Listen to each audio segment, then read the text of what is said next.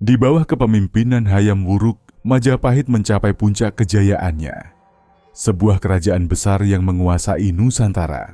Sementara itu, Pajajaran hidup dalam kedamaian, dipimpin oleh Raja Linggabuana yang bijaksana, dengan putrinya, Dyah Pitaloka, sebagai bunga istana. Gajah Mada, sang Mahapatih, bersumpah untuk menyatukan Nusantara.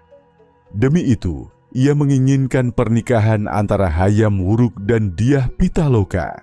Utusan Majapahit dikirim ke Pajajaran, membawa lamaran pernikahan bagi Dyah Pitaloka. Sebuah peristiwa yang akan mengubah sejarah Nusantara selamanya.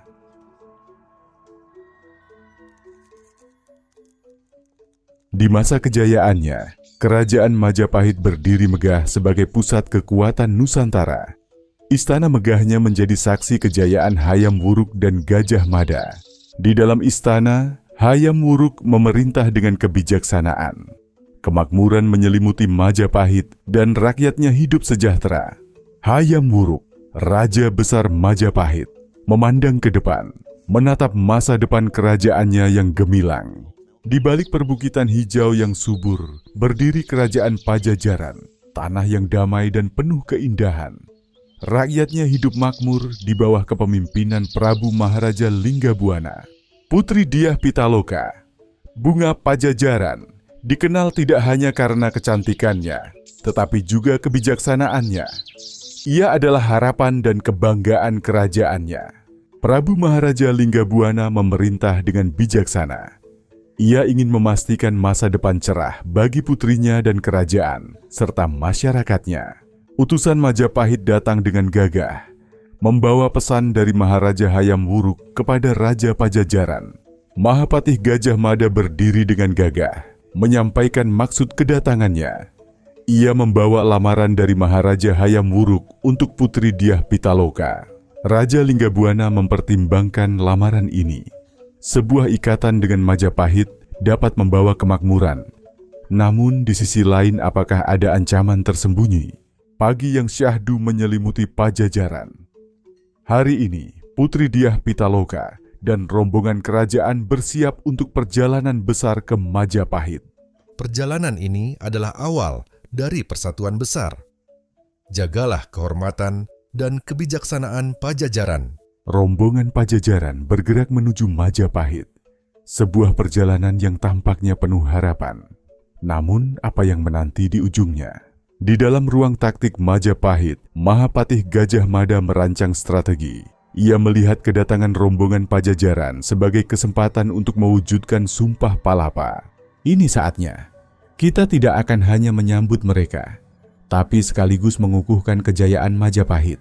Kita akan menyambut mereka dengan kehormatan, lalu menutup celah agar mereka tak pernah kembali. Rombongan Pajajaran akhirnya tiba di Bubat. Mereka percaya bahwa kedatangan ini adalah awal dari persatuan, tanpa menyadari bahaya yang mengintai. Semoga pernikahan ini membawa kedamaian antara Pajajaran dan Majapahit. Prajurit Pajajaran berbisik kepada rekannya. Kenapa sambutan mereka terasa begitu dingin? Di tengah lapangan Bubat, Prabu Linggabuana berdiri tegak yang akan berdiplomasi dengan utusan Majapahit, yaitu Gajah Mada. Ekspresi mereka tegas, namun nadanya memancarkan aura superioritas. Wahai Sang Prabu, pernikahan ini harus menjadi simbol takluknya Pajajaran di bawah Panji Majapahit. Kami datang untuk membangun persaudaraan, bukan untuk tunduk di bawah kekuasaan siapapun. Apakah ini kehormatan yang dijanjikan Majapahit kepada Pajajaran?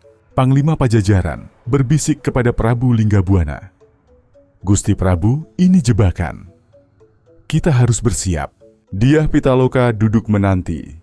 Hatinya penuh harapan akan pernikahan yang akan membawa perdamaian. Namun dia belum tahu bahwa di luar sana, awan kelam mulai menggantung di langit Bubat. Putri, Prabu Linggabuana sedang berselisih dengan utusan Majapahit. Gajah Mada menuntut Pajajaran untuk tunduk. Apa? Ini tidak mungkin. Ayahanda, apa yang terjadi? Bukankah ini seharusnya hari kebahagiaan kita? Prabu Linggabuana menatap pasukan Majapahit yang mendekat. Perang yang tak diinginkan kini tak terhindarkan. Hanya keberanian dan kehormatan yang tersisa untuk dipertaruhkan. Serang, hancurkan mereka.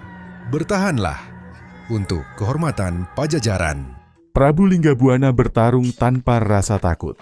Ia tahu bahwa hari ini adalah ujian terakhir bagi kehormatan Pajajaran. Sudahlah Prabu Linggabuana, serahkan diri dan Pajajaran akan diselamatkan. Tidak ada kehormatan dalam menyerah. Tubuhnya lemah, namun semangatnya tetap membara.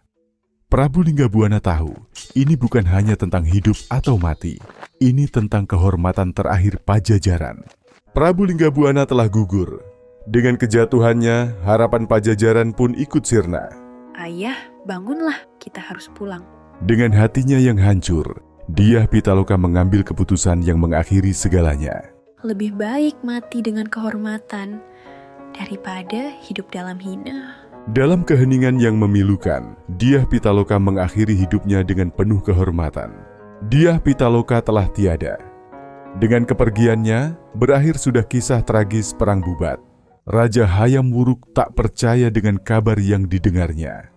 Dyah Pitaloka, sang putri yang seharusnya menjadi permaisurinya, telah tiada. Apa yang kau katakan? Dyah Pitaloka mati?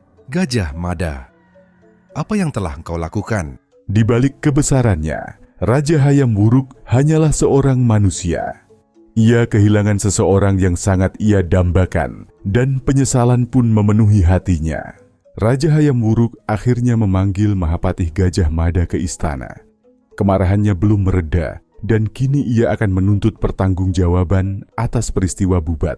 Mahapatih Gajah Mada, apakah ini yang kau sebut Mukti Palapa? Untuk pertama kalinya dalam hidupnya, Gajah Mada tunduk di hadapan raja. Ia menyadari bahwa tindakannya telah membawa kehancuran, bukan kejayaan. Hamba hanya ingin menyatukan Nusantara, namun hamba gagal menjaga kehormatan kerajaan.